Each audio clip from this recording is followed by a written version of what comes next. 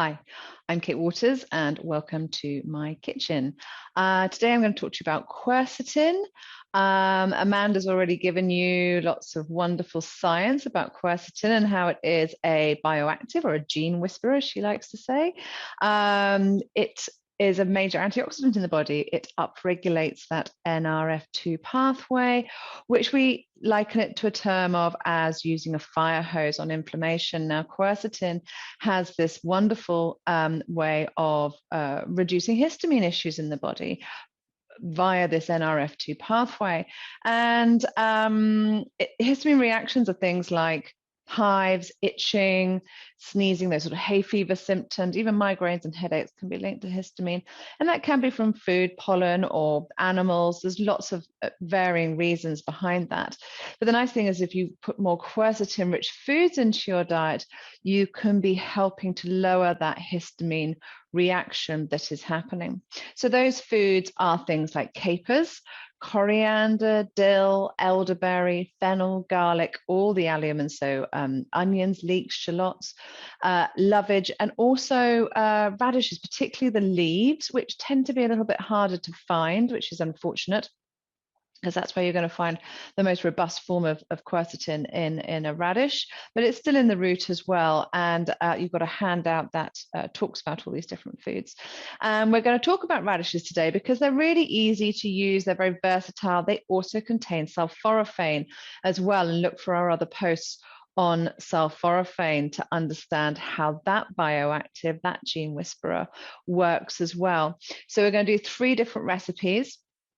We're going to saute them, we're going to poach them in chicken stock, and we're going to do a shaved radish and fennel salad as well. And the salad, we're going to use lots of other quercetin-rich foods. It's going to be a really robust quercetin-rich dish, and that is the one that the sulforaphane will be preserved in because it is very heat sensitive, bioactive, and the other 2 they're going to get cooked for a length of time that would denature that sulforaphane. So out of the 3, potentially the salad is the most nutrient dense of all 3 dishes, but they all have different properties.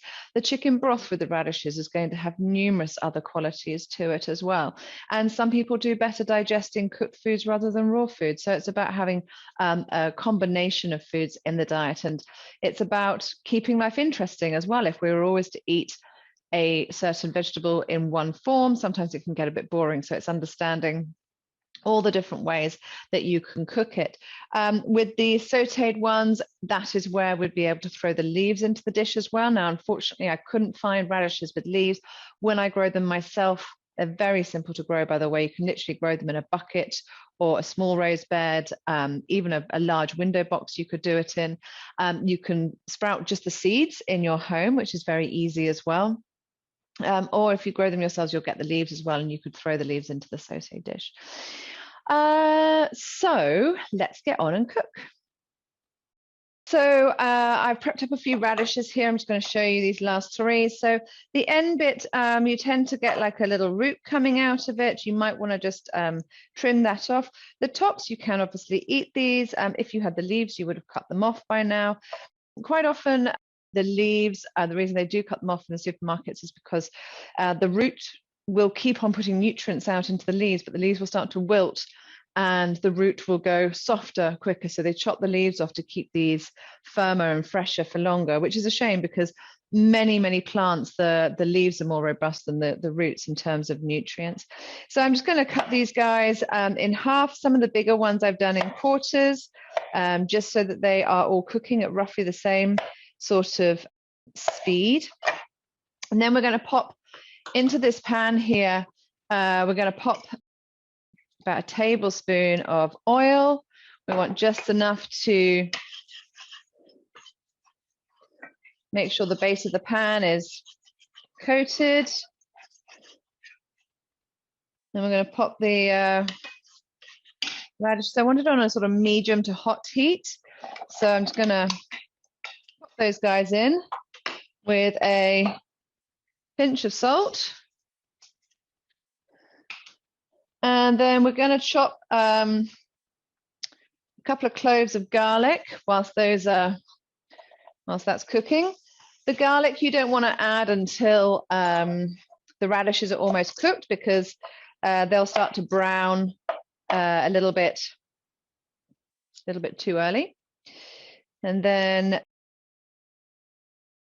the end, we're going to add just a splash of wine as well, just to add a depth of flavor to it. So these will take about 10 to 15 odd minutes to cook the radishes. So we'll cut the garlic. Going to do it in slices, and we'll leave it to the side.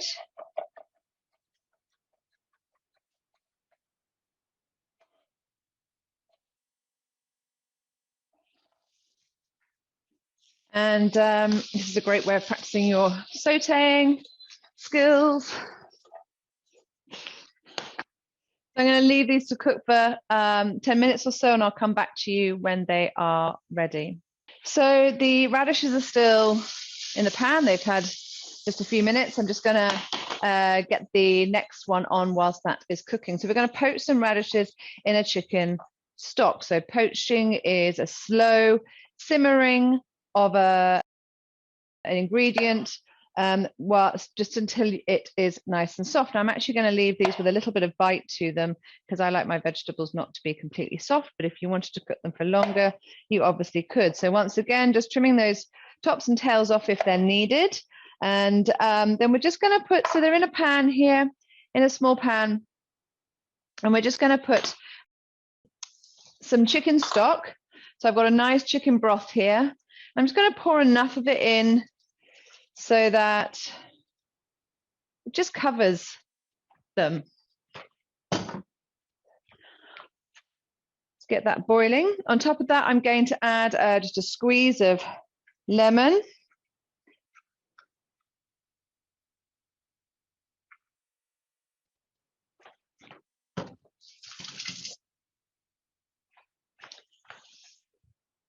And I know the chicken stock needs a pinch of salt, so I'm just going to add that as well. I'm going to get some tongs, and whilst this is coming to the boil, turn these guys over so that I can ensure that they are all getting a nice color on them. I'm going to turn it down slightly to a medium heat rather than the hotter heat I started them off with. Don't want them to burn. Okay. So this is now the joy of an induction hob, is that I can get this boiling really super fast.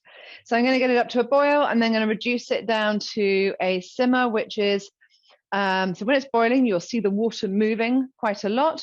When it is simmering, you can barely see it moving. There's just a little bit of movement to it. A rolling boil is kind of a gentle roll to the water. And so what we're going to do is just get to that kind of that simmering point. We want them to cook, obviously. It needs to be not just sitting there, but we don't want it going too fast either. So I'm going to get that started to boil. So I'm just going to bring it down to you can just see a little movement of the water, but just a little bit higher than that. A little movement of the water, but not a huge amount. So we're going to let that go. That again will take about 10 minutes or so. And so we'll come back to this when it is ready. Hi, so the radishes have had about, I guess it's about 5 to 7 minutes, and they're actually starting to color quite nicely now. So I'm going to add the garlic at this point. If I had the leaves, I would add that just after the garlic as well. And you can do that with any leaf of it. If you get beetroot leaves, or I'm trying to think about carrot leaves. A lot of people are turning into pesto and things. You can actually cook them. So there's lots of ways of bringing in the leaf part of these plants into our foods and ensuring that there is this added bonus nutrition, and also making sure that we're not wasting too much as well. So let's add the garlic to the pan.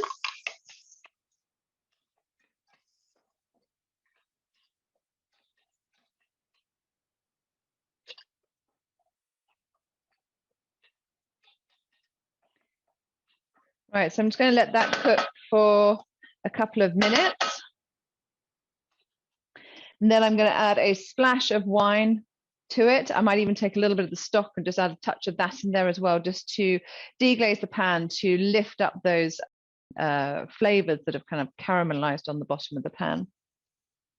Okay, so as we don't have the leaves to go, and I'm going to throw some parsley in instead. So I'm just going to chop this quickly because the garlic's just starting to cook.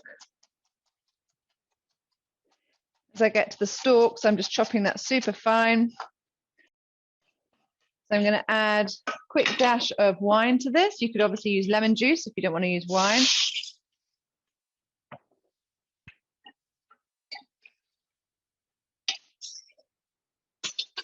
I'm going to use a tiny bit of the stock from the poached radishes, about 2 tablespoons.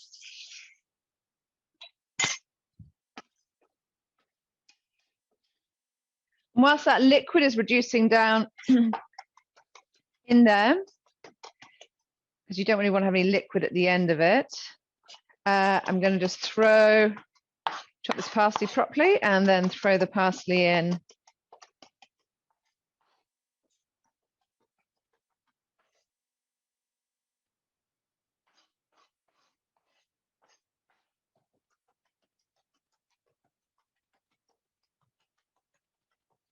Okay, there we go.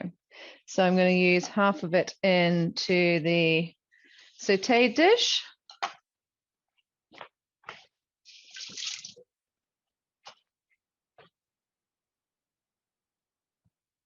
Stir that in quickly. I'm going to turn the heat up under it to reduce down that liquid that's with them.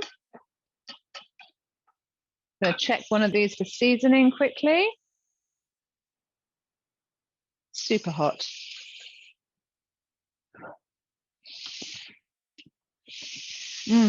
Lovely.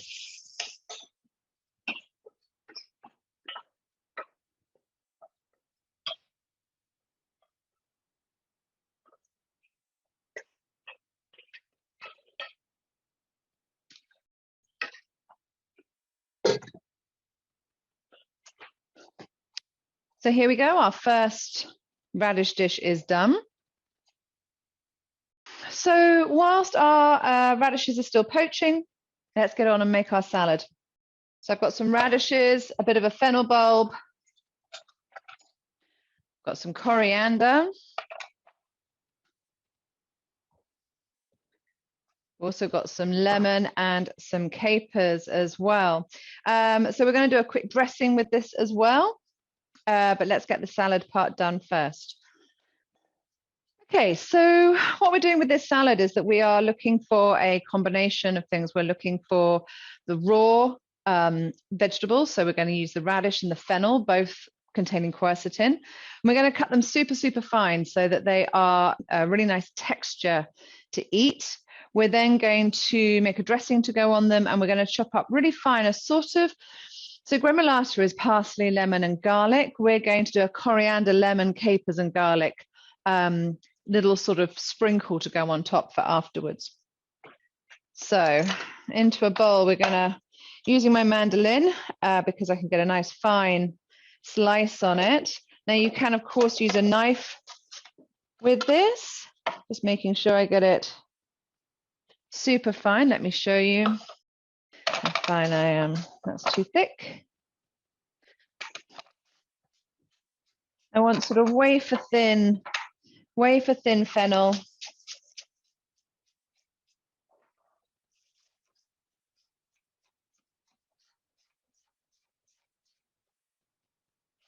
Starting to get to the roots. I'm just going to turn it over.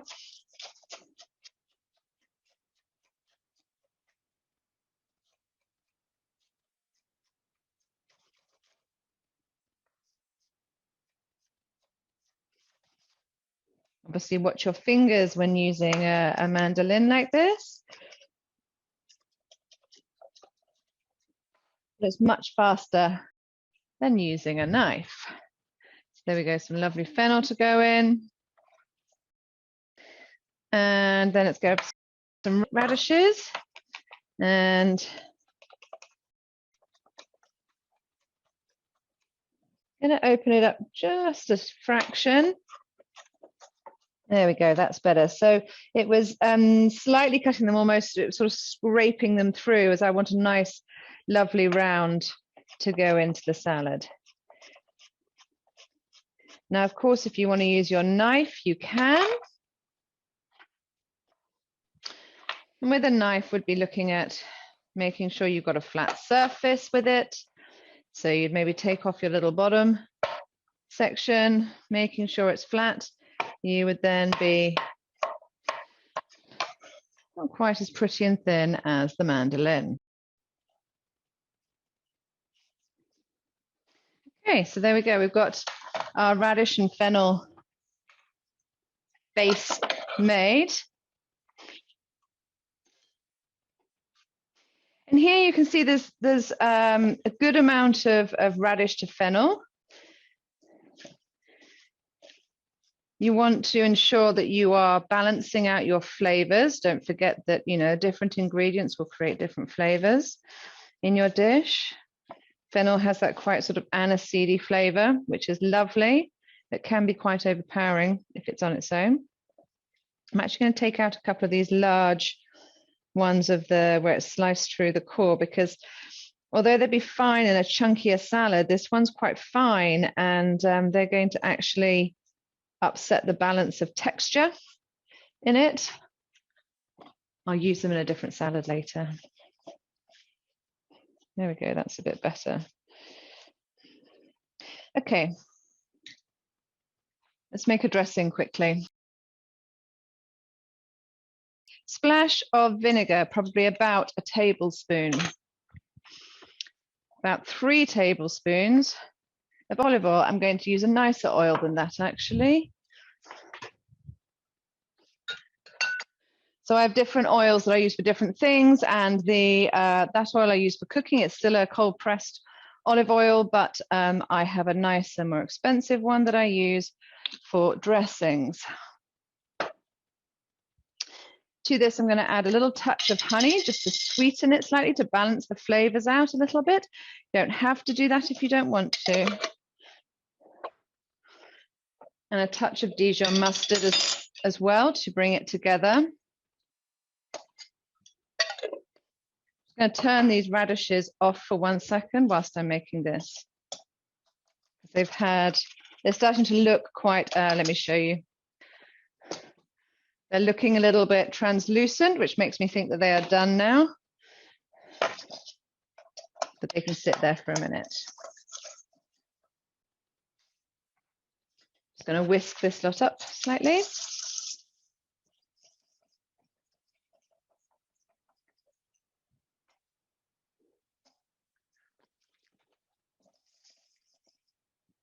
Need some salt.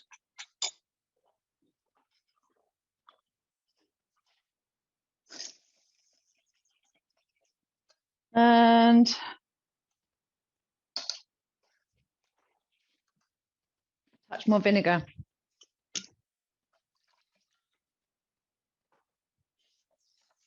So I get the dressing the right taste before I add any coconut yogurt to it. That's better. You can, of course, use a normal dairy yogurt. I don't eat much dairy. So as I know I'm not going to use all this dressing, I'm going to put half of it into a bowl here to use for a later date.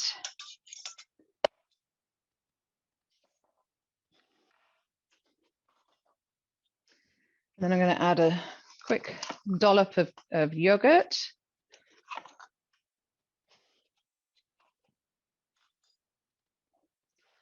And whisk that one in.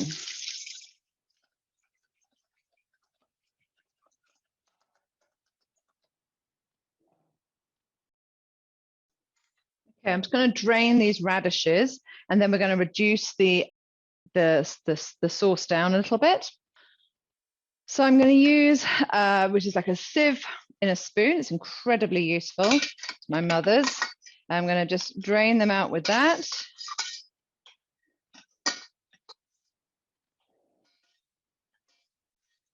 And then I'm going to just quickly reduce that down a little bit. It's not much to reduce there, but I want it to thicken slightly. And I'm also going to just taste it as well.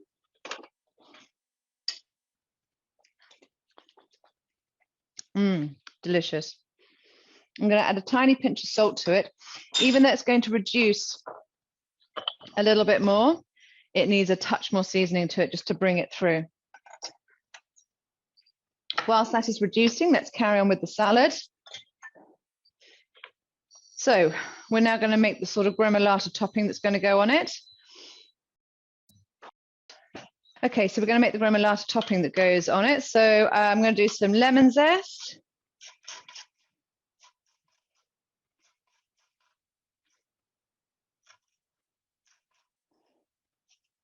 This is a microplane. You can use anything you like to zest your lemon, a zester, grater, the thin, the small part of a grater. This microplane is brilliant, but you do have to be very careful not to take your knuckles off with it. And then with that, we're going to have a little bit of some capers as well. So these just sit in my fridge, ready for when I want to add them to a sauce. So that's about a tablespoon of capers there. And we're going to use some garlic as well.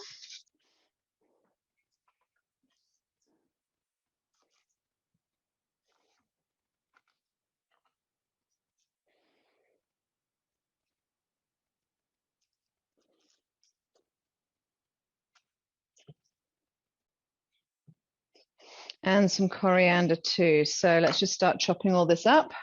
It's probably a little bit too much coriander there. Let's have about that much. Okay, so I'm going to just make sure the garlic is nice and small first of all. I want to ensure that we're not getting big bites of garlic when we eat it. So I'm just crushing it with my knife.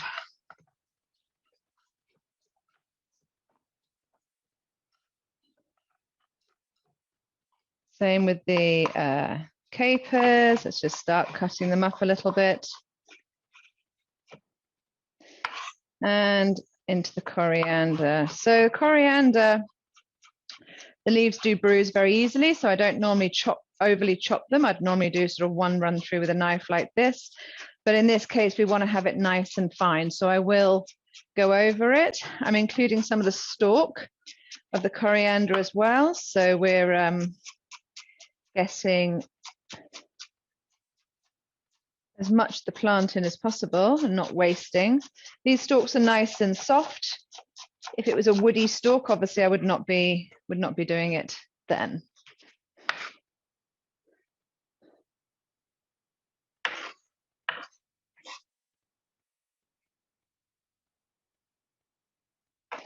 I'm just going to go over it 1 second. Because my wooden board is a little bit, it's a little bit bent, as wood does unfortunately bend as it gets wet in time. I'm going to put a bit of a wet kitchen towel underneath just to keep it in one place.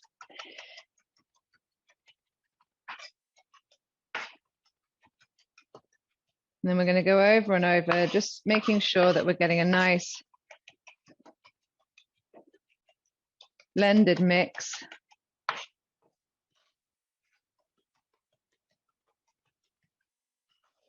That everything is mixed well together in there.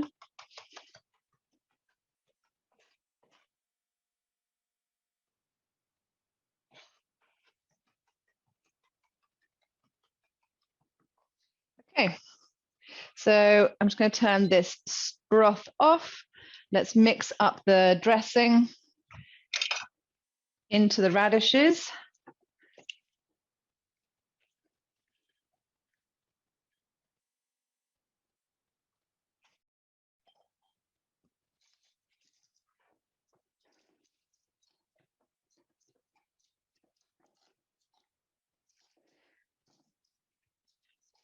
Always dressing your salad as close to eating it as possible.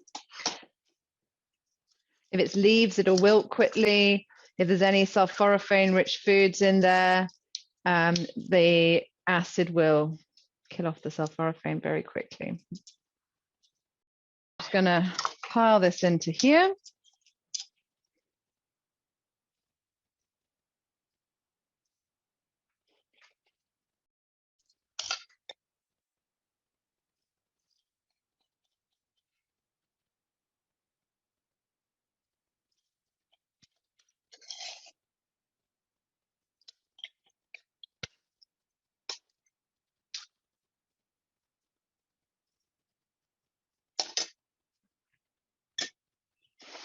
And then we're going to sprinkle on a bit of this little capery, quercetin-filled sort of gremolata. I now need to wash my hands.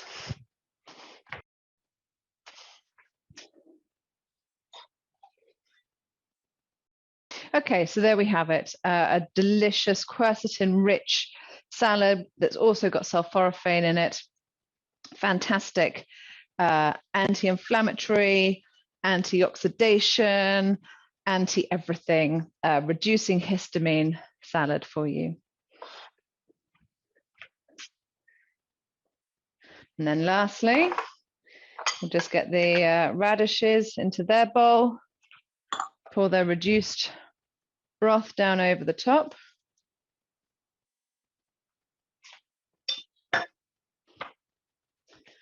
And we have the sauteed radish as well. Radishes, 3 ways. If there'd been leaves as well, that would have been in there too. I hope you enjoyed them.